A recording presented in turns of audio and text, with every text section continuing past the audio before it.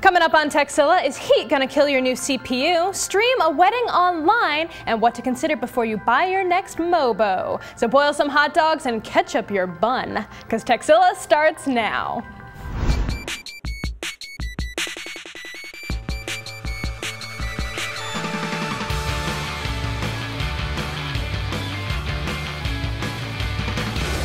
This episode of Tekzilla is brought to you by Frost Brewed Coors Light, the world's most refreshing beer. Click it or ticket, and GoDaddy.com. I'm Patrick Norton. I'm Veronica Belmont. Welcome to Tekzilla, hands-on reviews of the latest tech and how to make the most out of the gear you already own. Whether you're a beginner or tech support for your friends and family, if you've got a question about turning websites into desktop apps, better audio, flash photography, or how to tell if your beer is cold, we've got an answer for you. And if we don't, we're going to track down somebody who does. I know how to tell if beer is cold. How do you tell if beer is cold? It gets all nice and sweaty. Sweaty on the outside beer. of the can, sweaty beer. And you'd be like, ah, cold and refreshing. Yeah. I had some nice beers in the park this weekend. You did? During the volleyball tournament. Oh my goodness, it was like volleyball tournament, it was the Beta Breakers this weekend, so we took... Yes, I avoided that. Oh, we took the baby out walking, and he was just like... He's like, naked people, drunk people, people with flowers coming out of their heads. Actually, the crowd was really mellow, Feathers, and flowers, I saw whatever. no naked people. Yeah, they really clamped down on everyone this year. You weren't supposed to be drinking or partying, apparently. I don't know, I played bocce ball in the park instead. I had a very athletic weekend. Did you get any email or tweets this weekend about Wolfram Alpha? I did, actually. We were looking into it a little bit last night at home, and like, you know, what? Okay, so what's the verb? Wolfing? Alpha-ing? Well, here's the thing, right? Wolfaming? The guy behind Mathematica, which is one of the most incredible pieces of software ever made, has decided, and I should say, like, I have a super geeky group of friends at Program, and they're all like, oh my God! I mean, and when I say super geeky, I mean it like Wile E. Coyote, like super geeky. Yep. They're all drooling over this thing, and pretty much everybody I know who falls in the sort of normal human being category was kind of like meh. They're like, lol, what? Because, I mean, if you want to search for, like, I don't know, Ashton Kutcher, it doesn't really do you much good. Yeah. Well, but if you want to know how many days you've been alive, I can be like, oh, I've been alive for now 9,032 days, you know? Yeah, what's weird is, like, because it's a website with a big slot in the middle of it that you can type into, people are like, it's Google competitors. Engine, right. And then there's been this huge group of, all this columns have been running, but like, Wolfram Alpha is going to challenge the Google paradigm. And it's like, it's not really a search engine. No, it's not the same. You can't really compare it to something like Google or Yahoo or Cool or, you know, all those other ones that have tried to come up to be Google killers. So yeah, it's not a search engine, despite, and it's weird because all of these columns have been writing about like it's a Google killer. It's kind of a new concept. Think of a Wikipedia database with the ability to run algorithms, except all the info in the database is vetted by Wolfram Alpha's people or their people they've hired, and the database at this point is almost entirely about math, science, and finance. Hence, you know, it's really cool that if you type in your first name, and then you can find out like the frequency that your name has been used as a baby name over the past few years, and like see a whole chart of it, and like firing the popularity. out the ego search on the Wolfram Alpha. No, not the ego search. Just no. It was just my first name. I didn't do it, Ryan. Well, actually, I mean, Lance Yulnoff, I think it was over at PC Mag, was like, it's not going to tell you anything about you unless you happen to be a dead person. But it will tell you the popularity of your name over the past 10 years or so. Well, I mean, it's interesting. If you like to play around with financial analysis, if you're into like, you know, calculating logarithms out, if you are a math or science nerd, it's a lot of fun right now. For the rest of us, this, quote, ambitious long-term project to make all systematic knowledge immediately computable by anyone probably doesn't have a lot of practical application. Yeah, but it's cool. It is cool. It's wicked cool. And if you're a programmer, it's probably double wicked cool. Super wicked cool. Our first question of the day comes from Matt. Hey Patrick and Veronica, my name is Matt and I'm from Cleveland, Ohio. I have a computer with RD-RAM, and since RD-RAM is so expensive to upgrade, I was wondering if it might be worth it to replace the entire motherboard. What would that require? How do I know what's compatible and what's not? Thanks guys, I really love your show. Okay, so there's a lot about what we're about to talk about applies to things other than RAM bus based motherboards, but yeah, RAM bus is one of those grand new ideas that pretty much fizzled which sucks for you because you probably spent a lot of money on that, but basically that whole system with the motherboard inside of it. Chances are there's a Pentium 4 processor in that box. It's a little long in the tooth, but it's a good processor for everyday computing.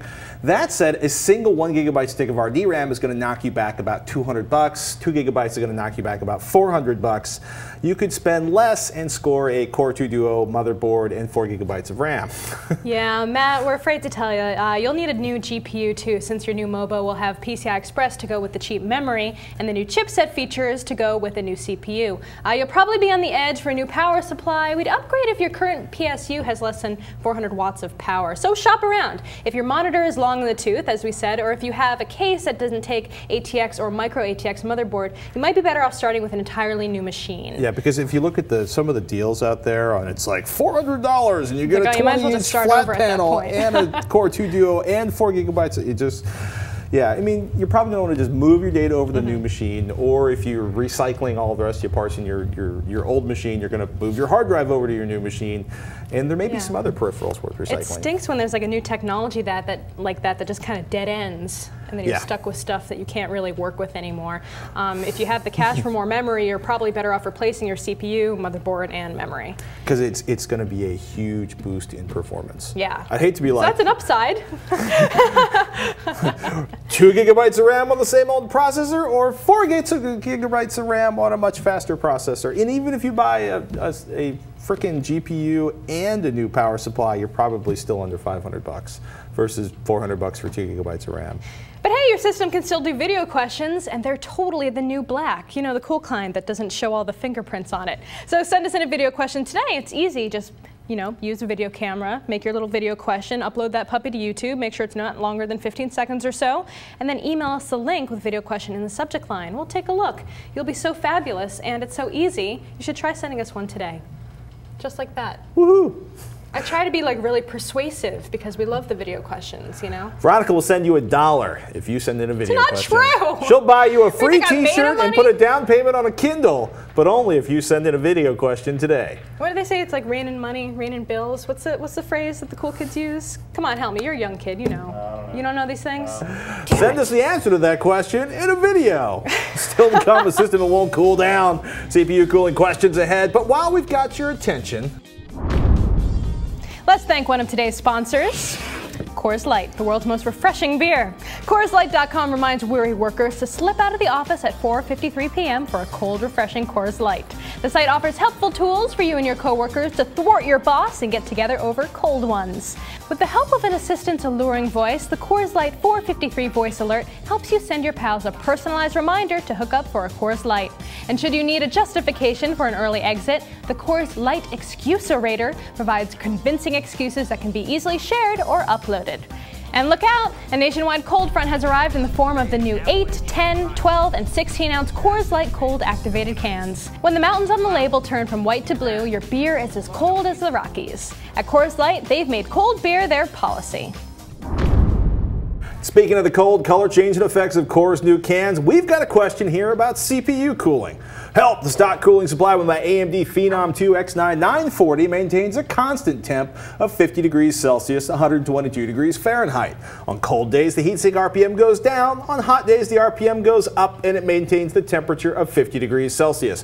Whatever I do to make it cooler, changing BIOS settings or anything, it sticks to 50 degrees Celsius. Any thoughts, recommendations on a good, cheap to mainstream heatsink for overclocking? Hafizan.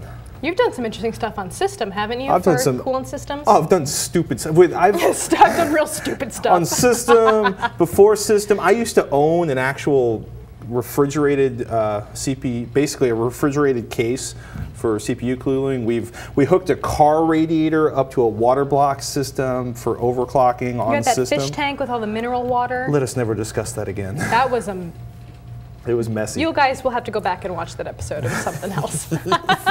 Nothing worse than dragging your motherboard out of a 5-gallon tank full of mineral oil. Before that, though, let's talk anti-CPU temperature panic. There is a ton of FUD, fear, uncertainty, and doubt around processor temperatures, especially from folks that live to putter about with heatsink and fan combos, especially really expensive ones.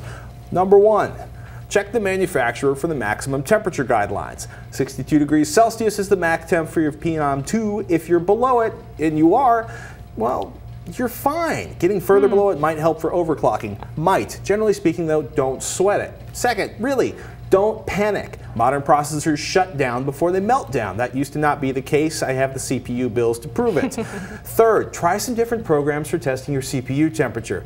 Make sure your program actually works with the CPU you're running. Sometimes they're wrong, or worse yet, they actually report some random value it gets from somewhere on the motherboard because it's looking in the wrong place.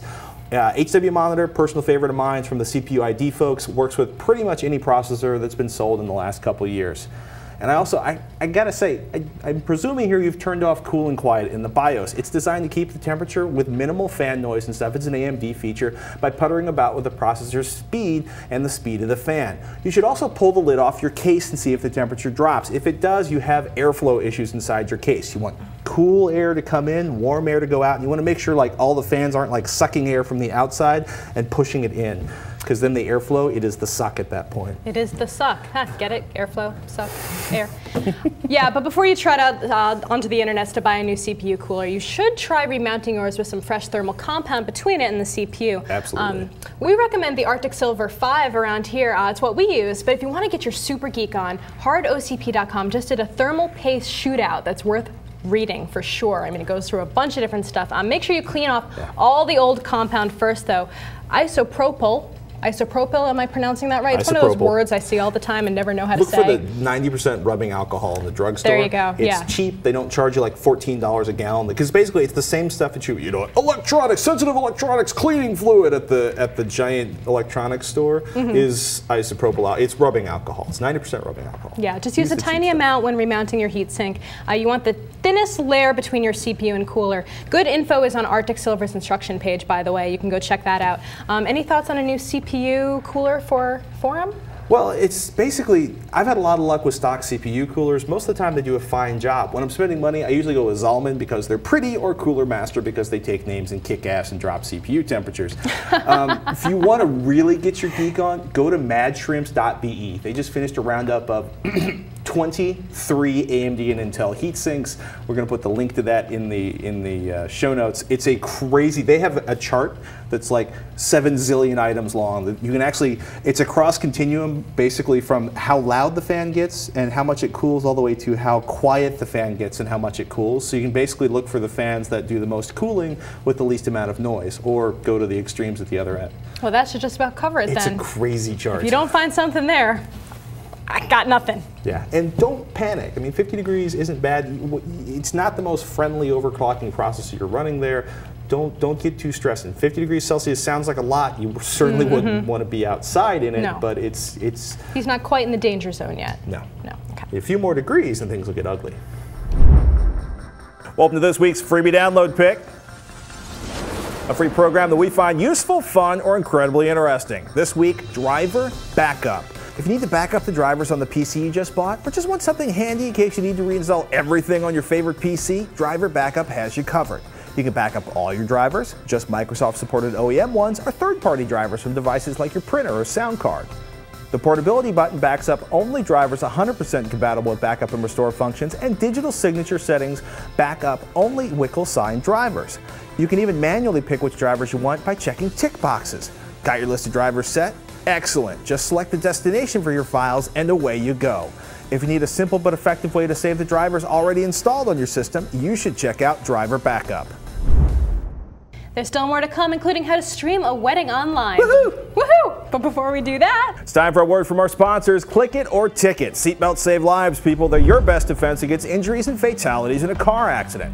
Revision 3 is joining with hundreds of other state and local law enforcement and highway safety officials in an aggressive click it or ticket campaign. What's that mean? We want to crack down on low seatbelt use and reduce highway fatalities day and night. When worn correctly, seatbelts have proven to reduce the risk of fatal injury to front seat passenger car occupants by 45% and by 60% in pickup trucks, SUVs, and minivans. Did I mention pickup trucks? According to the NHTSA, my fellow pickup truck drivers and passengers, particularly young males, consistently have the lowest seatbelt usage rates of all motorists. You can increase the odds of survival in a rollover crash in a light truck by 80% by wearing your seatbelt. Unless you have money to burn, want to risk a ticket, or worse, the lives of your friends and yourself, you need to always remember to click it or ticket day and night. looks like it's time for another website we just can't get enough of. a website that we just can't stay away from because it's too useful, too funny, or just too darn irresistible. This week's pick, Crush the Castle. Crush the Castle is a flash game created by Armor Games and has taken the Tekzilla team by storm. Like all great browser games, it's a little silly while also being undeniably addictive. Here's how you play. Your kingdom is in grave danger. The enemy has built fortifications near your city, and you have to use your powerful trebuchet to launch projectiles at them from a safe distance. Unfortunately, your ammunitions are limited, so you have to take out everyone before you run out. Each castle is built differently, so you need to experiment with the right time to release the missiles from the trebuchet in order to do the most damage. Naturally, the levels get much harder as you progress, so pay careful attention to what works. You'll need all of your skills to protect your kingdom. Check out Crush the Castle or any number of great flash games at armorgames.com. You know, with the popularity of streaming videos online, a lot of people want to do it for themselves, like Ron Deere in Trinidad and Tobago. He writes, "I'd like to stream my brother's wedding for people who cannot be there. Is there a site or service I can use to stream the event and then have that site feed it to everyone else? I don't mind if there's a delay. We won't be doing any video chat. Thanks, Ron Deere." Okay, I think you're going to like what we have to say here. There are a couple of free services that you can use to stream that wedding over the internet. If, and this is a big if, you have a decent internet connection wherever the wedding is taking place. You'll need to have a notebook or a desktop and a camera, of course. The camera built into a notebook like the one on the MacBook here is a good start. If you do, you can be up and running within a few minutes. Your EVDO modem can do it pretty well too, can it? Yeah, I'm like laughing. There's like Ustream and Stickum, actually. Those would be like the kind of the two classics for doing this. I'm in Ustream right now because I've used that before. And I'm laughing because I forgot that when you create a new show, it's the first thing you do, that it asks you to basically describe the show and give the information about the show. And, and like basically, so we're going to just skip that and hit broadcast now. And this is going to be scary. So let's go to Patrick Norton at Twitter, and now Ustream has my Twitter information, so that could be really dangerous. But when that happens, it's not that dangerous. Don't worry about it. Unless you start streaming and we say something really stupid while you're streaming, and then you Twitter it, and then everyone laughs at us. Well, that would never happen. Not to us. But one of the downsides would be audio, though, right? I mean, the audio on a webcam isn't necessarily going to be exactly up to par of what you're looking for. Well, that's one of the big questions, right? Because literally, like you mentioned, you could do it with a netcam. You can do it with a netcam built into a notebook. I've seen people do that. You can do it with you don't need a really expensive video camera, right? Because it's going to get squished down, maybe 640 by 480 on the upside. It's going to be your video stream. But if you can find somebody who's got a camera with a decent microphone, or maybe one with an external microphone, and plug it into your notebook, cheap USB capture devices work perfect for this.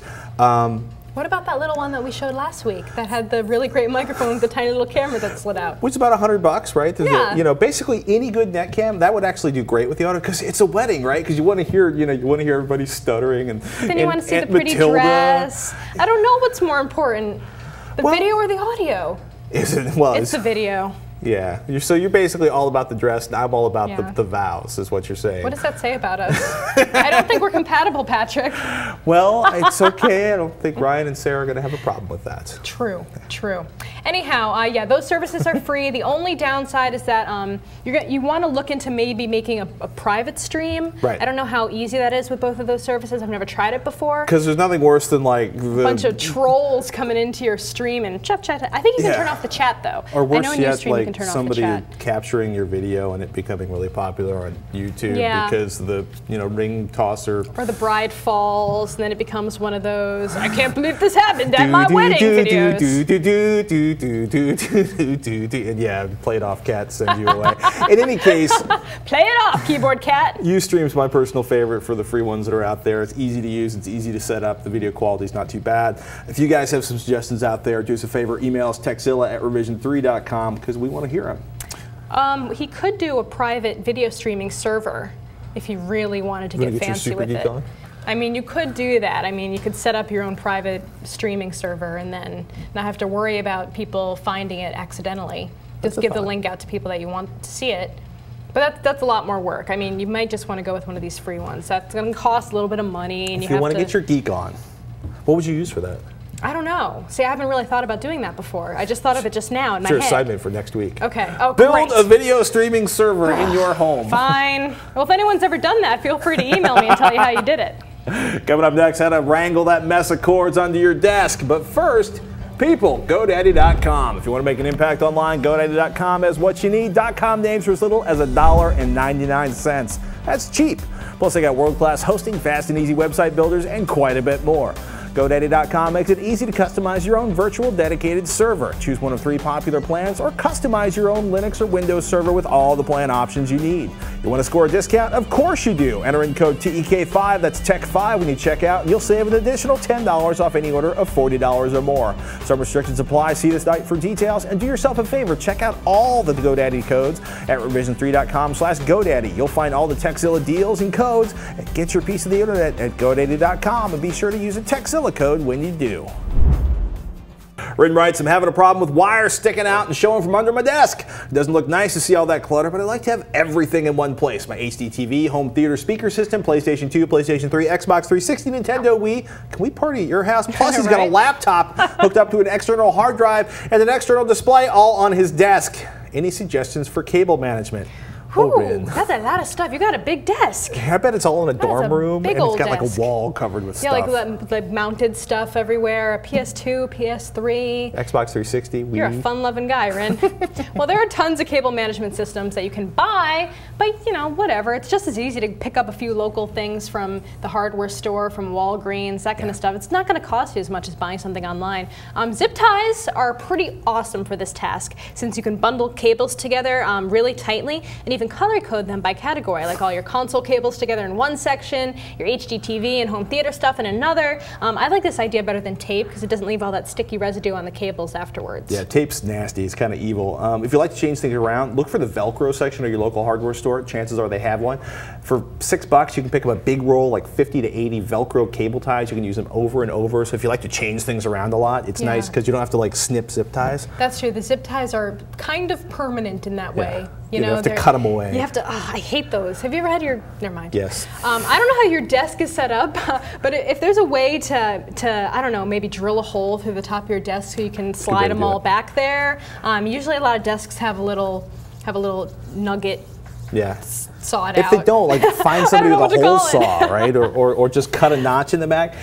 Foam tubing, the kind they use to insulate pipes, actually is really great for hiding cables. You can basically just run them through the cable and either zip tie it or just close it shut. It closes by itself.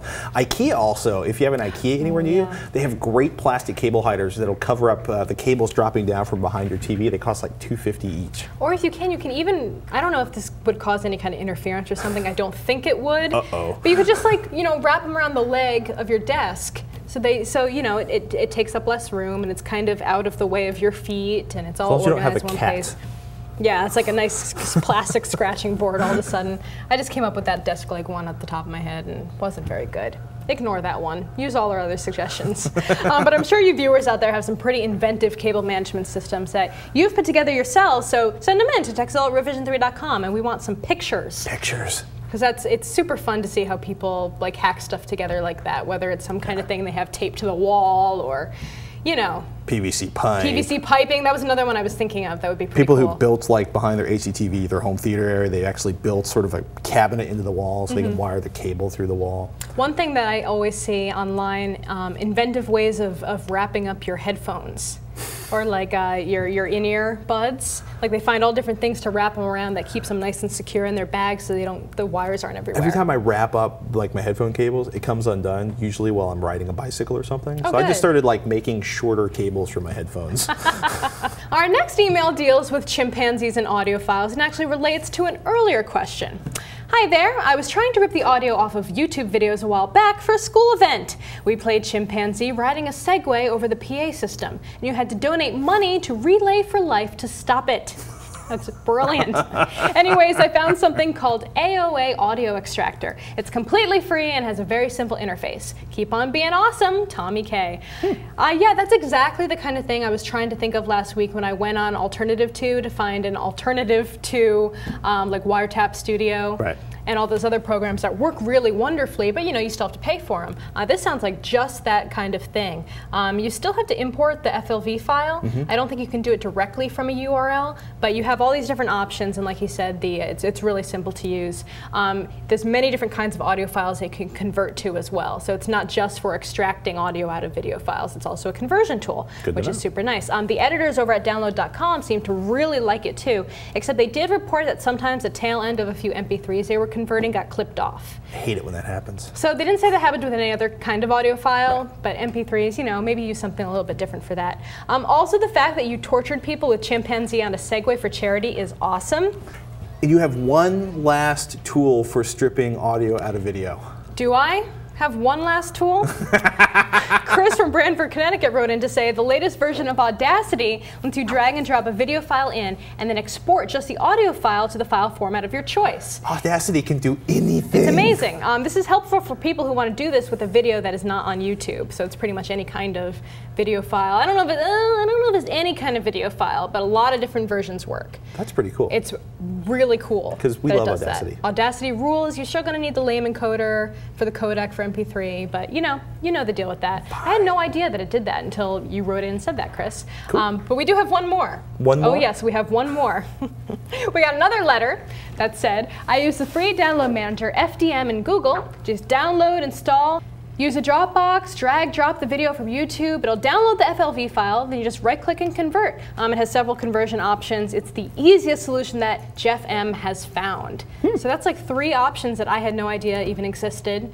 And I think it works you guys up are to awesome. 11 different ways to get the video off of There's like a the audio billion. off of YouTube Apparently there are a billion different ways to extract audio from video files. I think we've covered enough. I think you don't need to send any more in. Unless there's one that is just so... No, just don't send any more in. Revision 3 has 2 great new shows on Mondays we're excited to tell you about. If you like stand-up comedy, check out Raffle. Comes out every Monday, a roundup of the best stand-up comedy from around the world. JV's World is back. Features the rants and raves of JV. This one must be seen to be believed. And comes out every other Monday. Check them both out at revision3.com on Mondays. And for all of you watching, we live on your questions, so email us, Tekzilla at revision3.com. Tech help, product reviews, how-tos. You ask us, we'll do it. But we need those emails. So don't be shy, send them on in to Tekzilla at revision3.com. Even better, send Veronica a video question. Think of all the fun you can have and the admiration of your friends and family when they see your shiny mug on our shiny show. Keep it to 15 seconds or less, upload it to YouTube, and send us a link in an email with video question in the subject line. Yep, and as always, you can visit our forums at revision3.com/forum. Share your thoughts, ideas, or comments with other fans of the show. Thank you guys so much for watching. I'm Patrick Norton. I'm Veronica Belmont. Till next time, you've been watching Tekzilla.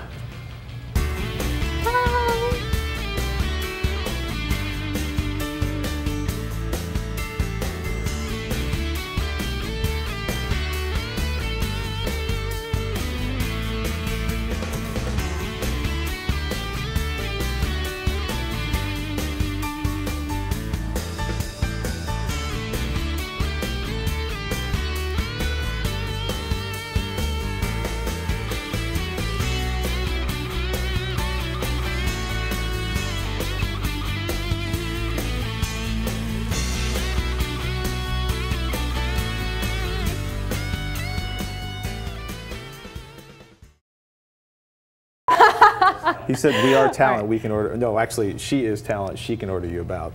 That's true, that's what I'm here for. I ordered your mama about. Oh! I went there again. All right, on 2, 3, 2. Let's thank one of today's sponsors. You guys ready? Abso-smurfly. 3, 2. Wait, what? Oh, geez. No. Really? Okay.